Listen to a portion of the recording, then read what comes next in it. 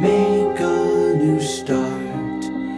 More than just tears, we give you our hearts. Let the people cry and call, that we might stand and not fall. Save us now.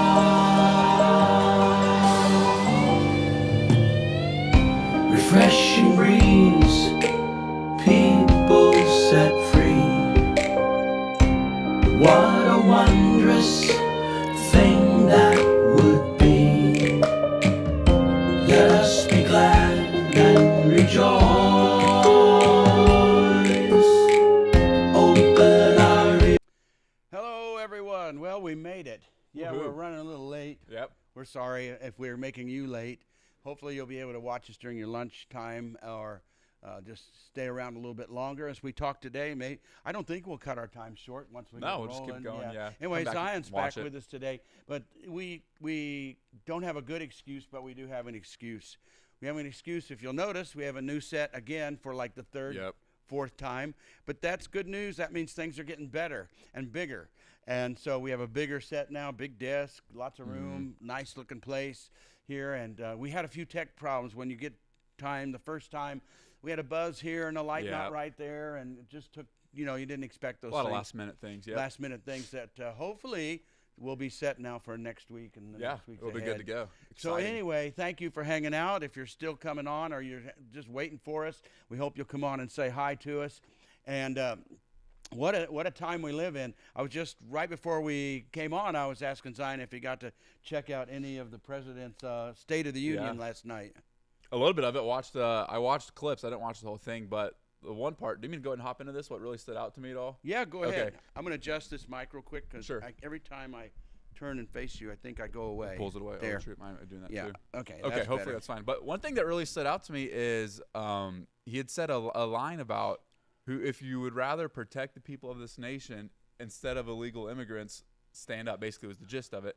And you notice there was a clear divide in the room. Yeah. A line in the sand, some could say, of everyone stood up in support of it, of protecting Americans first, and then on the other side of the room, everyone stayed seated.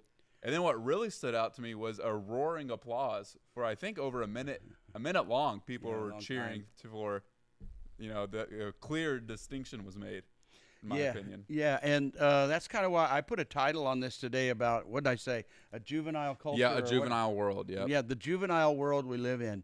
And, there's comes a time when even if you disagree, I mean, it's almost like sore losers. Yeah. But I read one senator from wherever, is a Democrat, got up and walked out later. And as he walked out, he'd say, "Oh, it's all lies, all lies. It's just all lies." Well, come on. Now he's lying. Right. Even if he thought a Right. few lies, even if there were a few exaggerations, it wasn't all lies.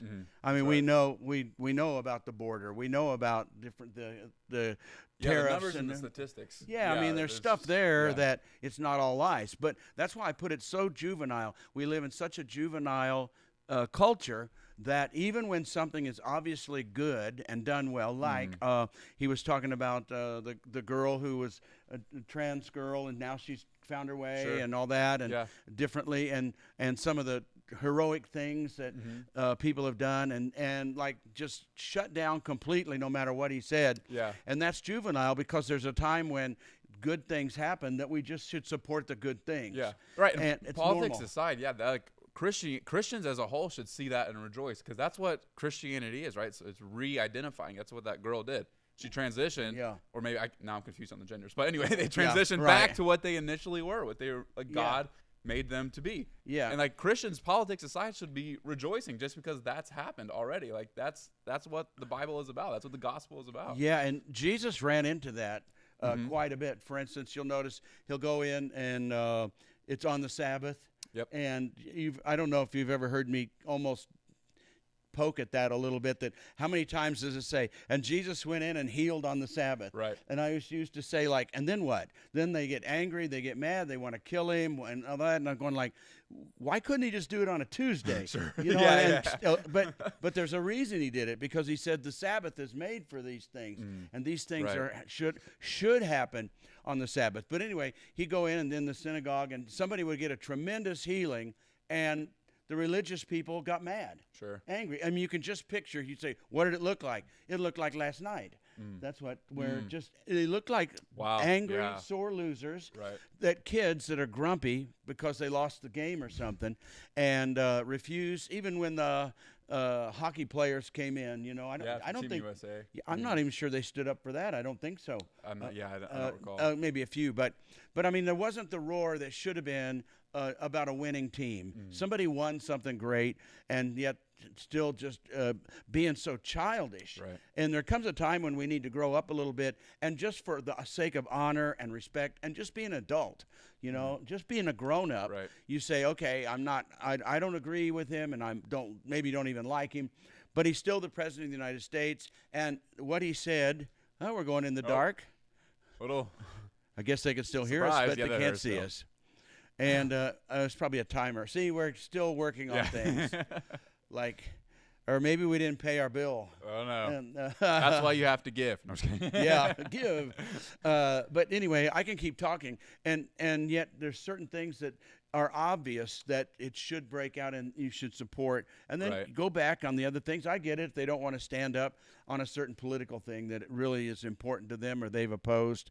Okay, I get it. It is a kind of a stand-up, sit-down thing. Right. But there are some things that should be, and it only shows how deceptive it can be, not politics, but just your own mind. And the Bible talks about people who deceive others, and they're being deceived at the same time. That's right, yeah. And so there were certain things.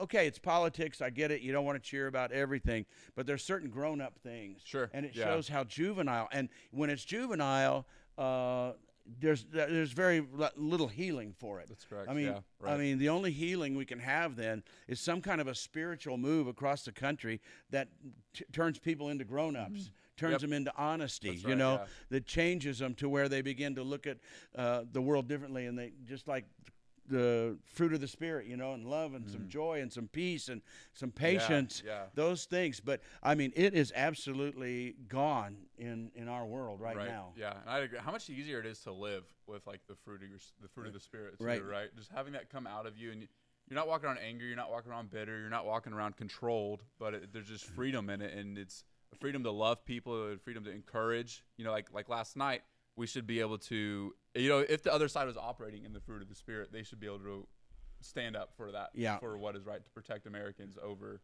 illegal immigrants. Yeah. And, you know, another story in the Bible that comes to my mind is what we call the prodigal son. And do you remember that? You know, the one son wants his inheritance right now. Sure. And he goes off and he squanders it and he gets into trouble and he doesn't go well.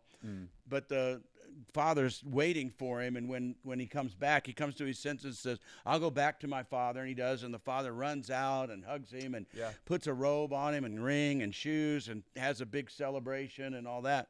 And so that part is usually what's preached, and what's not preached is if you read the parable, it says a man had two sons. Right. And it's the second son is what Jesus was dealing with on a daily basis. In other words, when the son comes back and there's rejoicing and they kill the fatted calf and all that, that part's all wonderful and good. But the opposition that Jesus was facing was not the first stupid son. Sure. He was just ignorant and stupid and foolish.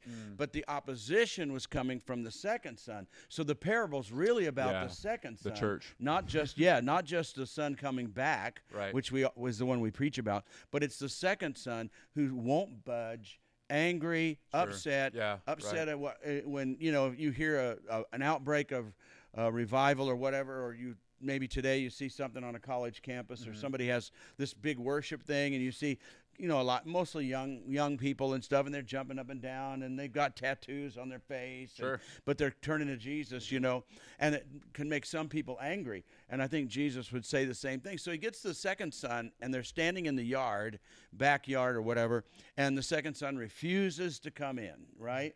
And the father tries to reason with him. He said, look, here's what happened. He's come home. He's come to his senses. And then he doesn't say, it's a lot of fun. You have to come in and join the fun. He says to the second son, he says, we had to celebrate. We had to celebrate. We have to.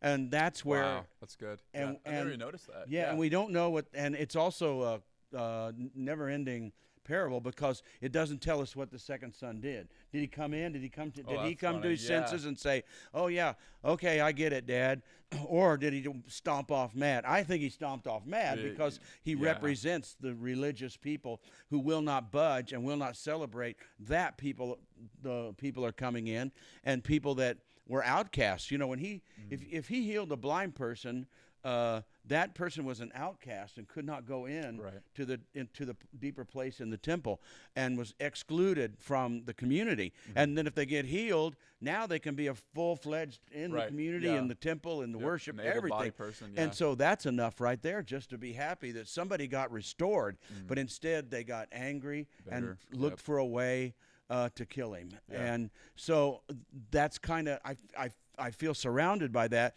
and it has nothing to do, as I watch it, with politics. It has to just do with the juvenile atmosphere in our country. They're just big. There's just, it's being run. They're just acting like babies. And in that condition, they cannot make good decisions. Well, they're not making good decisions, for one thing. How can they make good decisions? It's so emotional based. It's like dealing with 8th graders, 7th graders, maybe 6th graders. It's funny. And it's like they just never mature past that. It's spot, like they're going to run down the hall, slam the door, and say, "I hate you." And that's what they're doing. I hate this man. I'm going to slam the door, and I'm going to say I hate him. And so since I hate you, it doesn't matter what you do. I'm not going to celebrate. I'm not going to participate. And so it's not a question of politics anymore. It's a question of juvenile spirits, that their internal being is juvenile and jealous and angry. Everything we teach kids not to be, they're being right now. Well, and it's what's being preached to them is follow your heart. Do you, like that whole message, which I know is very easy to counter, as you've done for a long time. But that whole message of follow your heart is very contrary to the Bible. Like directly, the heart is deceitful above all else. Like I'm following the most deceitful thing until you encounter God and allow God to transform your heart. Then you can start to trust when your heart aligns with the Bible more. But when you're just going directly contrary, like it's wild. It's very juvenile. And I don't want to say about a political party that there's nobody good and everybody. There's got to be a few good ones there, but you can tell the majority, 30 of them, didn't even show up. And so this is something you can't trust this mind. That's what I'm saying. It's not a political thing. It's just a people thing. You can't trust people that are this far gone, where it actually can turn into a demonic thing. I've ministered to a lot of real demonic people. Most of the people that over the years that they said, I think they have a demon, or I think I have a demon, they didn't. They just had poor choices. And and it's there. As I've preached before, you can't cast out the flesh, the carnality. You can't. You've got to control it or get a hold of it. Let the Spirit of God take care of it. But that's what they mean. But the ones that I have really ministered to that I felt were really demoniacs and had a lot of demons and things, I would talk to them and try to figure out what's going on a little bit. I don't overly talk. I don't like to have a conversation with demons, but or talk to somebody else about them, just to get a little background. And I think 100% of the time, then when I go and try to minister to them, all they do is talk about themselves. And it's like their whole view of everybody is through themselves or anger or these demons or whatever. And so I started realizing that I think self-centeredness is the starting point for a demonized person. It's self-focused so much that you open yourself up to anything, and that's just Well, that's been what my happened to experience. Lucifer, right? Yeah, He's he was the self-absorbed. root of it all. Yeah. So that makes sense. Yeah. Makes perfect sense. And I guess he's the most demonic at all. Right, yeah, He's I would really say got- so. So anyway, glad we got some friends with us, Vanita and Beth and the Tones. Kenda, yep. Yeah, and Kenda McLean. Yeah, it says her full name. Yeah. Yes, I was reading your full name. But anyway, glad to have all of you with us. And so anyway, what did you think, or what do you think about Sunday's sermon when I called it, "Is it love or is it like?" Yeah. I was not really that fun of a sermon to preach, to be honest. No, I thought it was Hi, good. Lori from Tulsa. Yeah, that's cool. Tulsa's here. I didn't really want. I mean, here's the picture I got. I'm going to preach this, and then married people are going to go home and get into a fight. Sure. Like, you don't love me. You just like me. Yeah. You like me because you didn't change, and you're such a rotten person, and you're you're self-absorbed, and Yeah. you don't change your bad habits. You don't do this. You just like me. You don't love me. And I said, I thought that's not the point. Although, and the other thing that bothered me about it is mentioning divorce at all. Sure. Because I should have mentioned this, that there are people that get divorced because they're in really terrible, abusive, Sure, dangerous Yeah, situations. And but that's not the case in most. Right. Most of the time, it's just two people. Like I Self-centered. said, yeah. No, I said, what happened? Like they said they loved each other, and now they hate each other. I saw. In fact, I saw something this morning on my phone. I didn't watch it, but all of a sudden somebody came on and they're talking about how they hate the guy they're married to.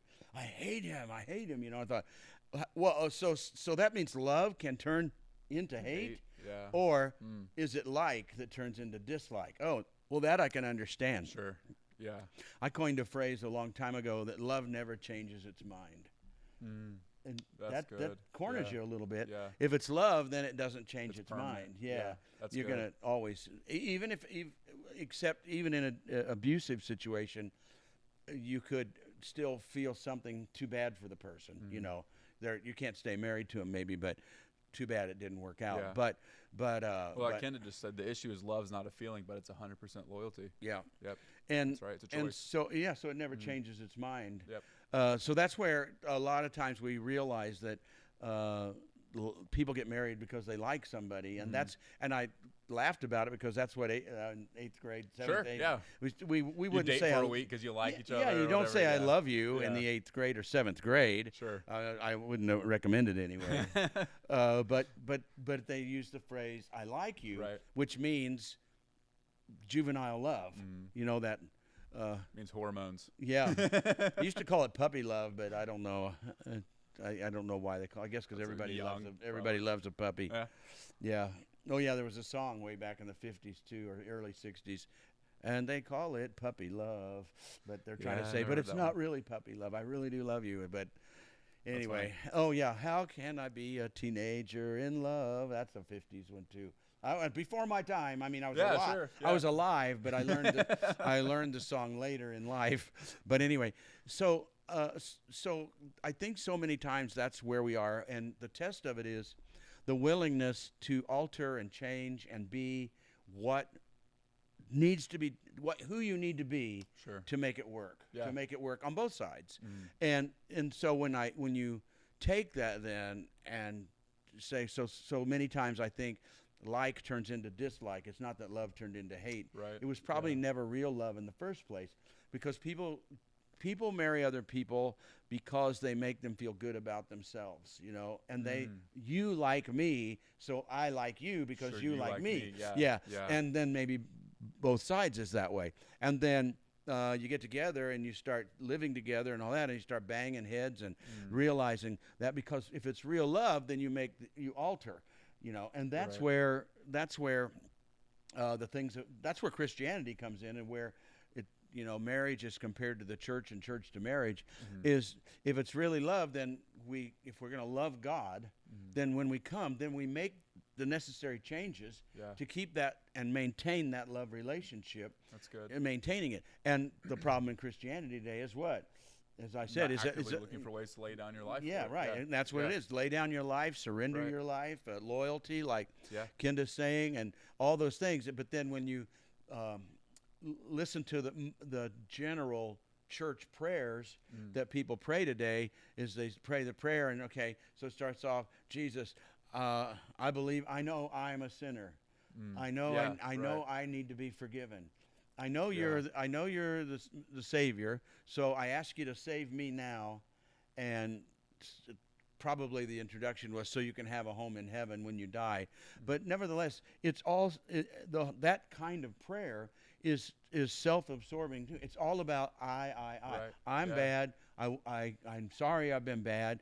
Can you cover me now and be my Savior and help me maybe not to be so bad? Right. But it doesn't have anything in there about the words we're mentioning, surrender and loyalty and sacrifice. And so when the scripture I mentioned was from Mark 12:30, it says you're supposed to love God with all your heart, soul, mind, and strength. Yep. The Jesus is actually quoting Deuteronomy 6, and in the original one, it also, well, some of the King James says, Lord, it says, Lord, your heart, soul, mind, and might. It says the word might. Well, I don't have a problem with that. Might and strength are interchangeable for me. Yeah.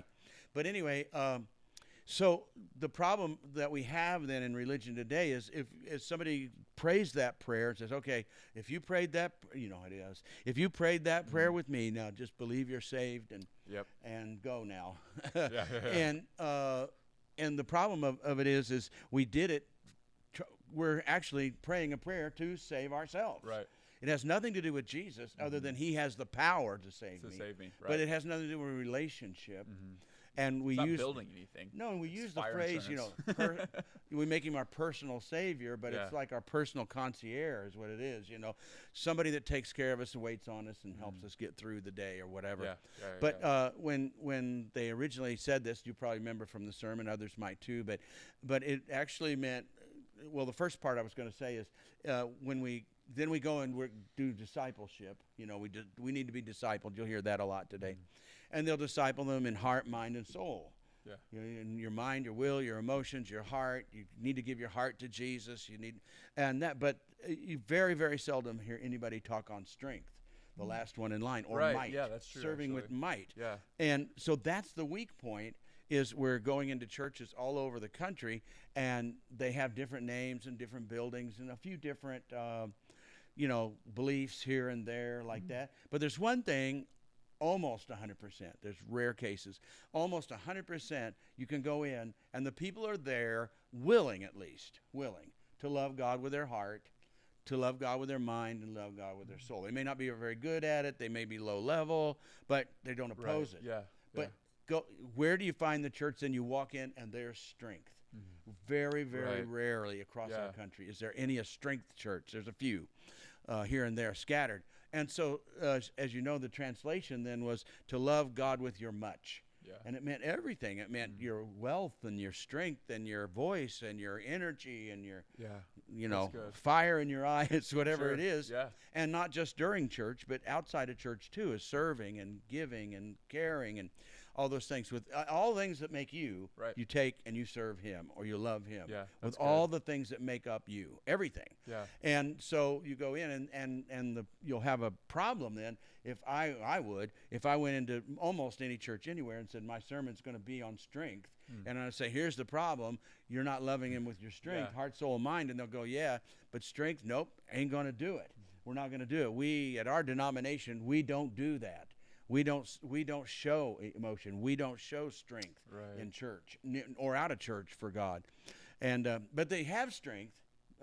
Some people do. Some people don't have any strength really. They don't have any strength for anything. No fight, nothing. But then we do, like here in Kansas City, we got a lot of people with strength for football and soccer now, and Royals coming up. Yeah, they're already playing. Spring training. And so people have strength when they say, at Arrowhead Stadium was the loudest stadium in the country or maybe the world. That's a lot of people. It holds 70 to 80,000 people.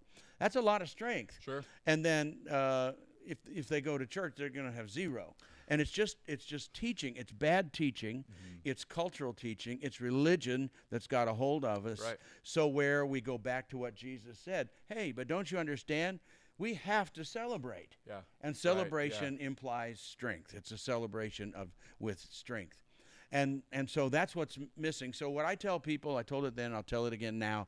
If you're sort of in just a mild relationship, I don't feel God like I used to, or I never really felt God, or I believe in him, but there's not any action between us, and it's just sort of a blasé thing.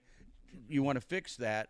Add your strength. Yeah, that's good. When you add strength, you trigger it. And when you first moved here, you were a kid, but that's what your family all of a sudden start adding strength to it, and all of a sudden you feel changed. Right. Well, you are changed. It's almost like the faith aspect of that verse. Your heart, your soul, your mind, and then your strength is like the final, like, this is all of my faith. This is all of me. Like Pastor Mark does, all of my very muchness is his terminology, which is great because it breaks it down. Like, everything I am is going into this. Which then, I mean, you start to see results out of that because faith is automatically followed into that. Yeah, and so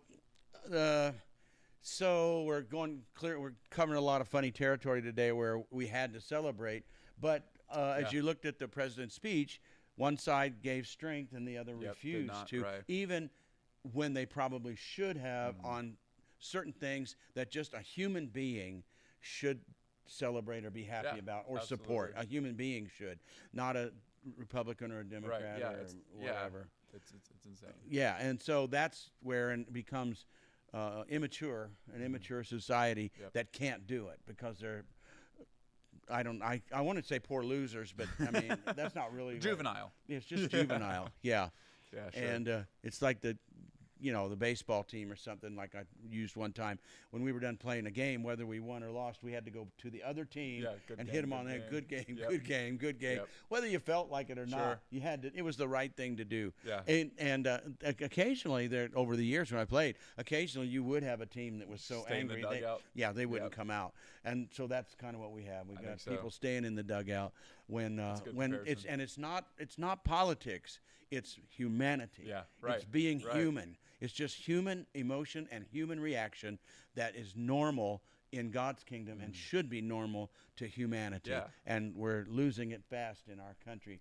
And I hope only a revival of the Spirit, of the things of God, can really change that, I think, and cause us to grow up in God, not just grow up, but grow up in God. So, well, we made it on today. That was good. Yeah, the lights went out. A little bit of fun stuff. Yeah, but we'll try to get all the bugs worked out. Yeah. Thanks for being a part of this and